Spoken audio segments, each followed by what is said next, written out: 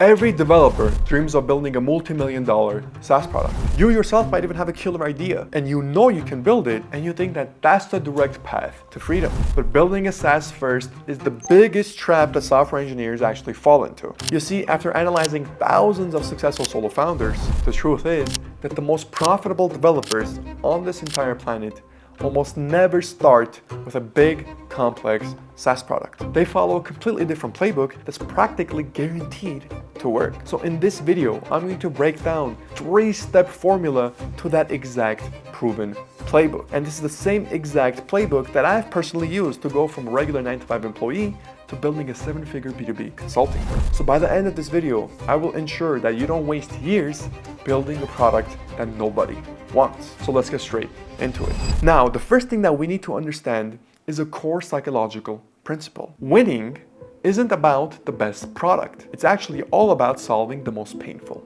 problem. Your expectation might be that your code will attract clients if it's good enough. But the reality is that without solving a real world pain point, nobody will ever show up no matter how good your product actually is. This is why the smartest first step isn't building a product at all.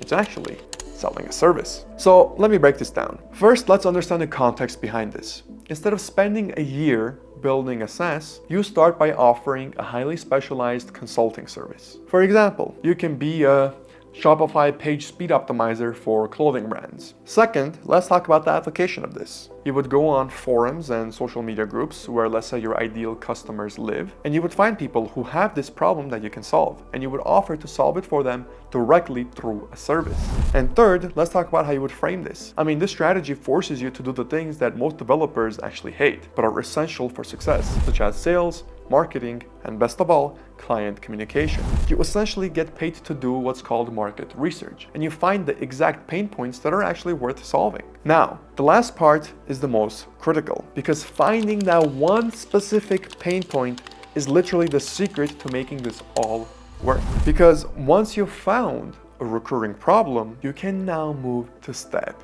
2, which is where the real magic actually happens. Now, this is the strongest point that I want to talk about. You are going to build what's called a micro SaaS. So the context for this is as follows. This is not necessarily a full-featured application. It's just a tiny, simple tool that solves one single painful problem. It can even be used to fulfill your service. The application for this is you would look at the work that you did for your service clients. What was the one task that they all struggled with? What was the one problem that they all shared? That would be your micro SaaS idea. You would build the simplest version, let's say an MVP, and you would sell it back to that same exact client pool. And the way you would frame this is as follows. The micro SaaS minimizes your risk. You can launch it in, let's say, a month. Honestly, with Cursor and all these AI tools, you can launch it in probably weeks now. And it's a manageable way to learn the entire business lifecycle, from the marketing to the support, without being necessarily too overwhelmed. Now, I know breaking down a complex problem into an actual single pain point can be pretty difficult. And trust me, I went through the same exact thing myself.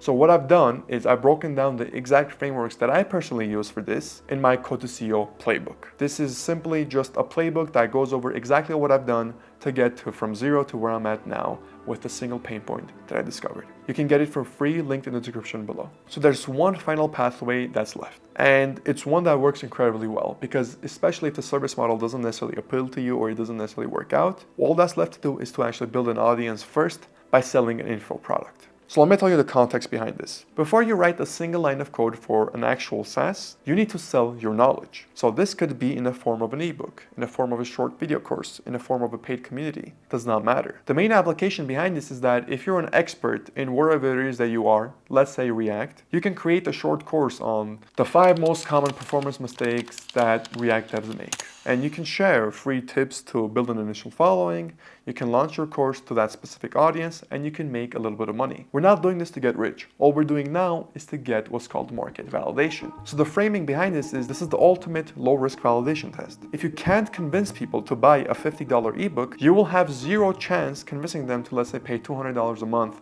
for a specific SaaS that you're building. So let's recap this. Building a SaaS isn't wrong, but the path that most developers take actually is. They expect their coding skills to be enough, but the reality is that business skills are actually what matter in this world. So instead of jumping to a complex SaaS, first, you need to sell a service to get paid for your research. You then use that research to build a tiny, focused micro SaaS. Or you build an audience with an info product to validate your marketing skills and to validate the pain point and problem that you found. Only then can you begin to actually form a full-fledged SaaS once you have enough market validation. So this is the measure twice but cut once approach to building a software company. It's literally how you will build a business where the reality of your success dramatically beats your initial expectations. As always, thank you so much for watching and have a good one.